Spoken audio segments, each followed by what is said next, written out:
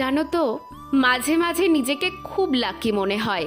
আমি থাকি উত্তরবঙ্গের টাঙ্গন আর পুনর্ভবা নদীর মাঝের এক শহরতলিতে, যেখানের পরিবেশটা পুরোপুরি সবুজে ঘেরা। বাড়ির সামনে খোলা মাঠ, পেছনে পুকুর ডোবা সব রয়েছে। এতই গরম পড়েছে যে মানুষের পাশাপাশি পশুরাও কিন্তু খুব কষ্ট পাচ্ছে। তাই আমাদের ভোলা এসে ডুব দিয়েছে কাদা জলে। আর আমার উপরি পাওনা, আমি জন্মসূত্রে পেয়েছি একটা জয়েন্ট ফ্যামিলি। আজকে আমাদের পুকুরে মাছ মারা হচ্ছে, তাই সদল বলে চলে এসেছি আমাদের পুকুরে। গ্রামের বেশ কিছু ভাই দাদারা গামছা পরে নেমে পড়েছে মাছ ধরতে। হ্যাঁ, গ্রামে এইভাবেই মাছ ধরা হয়।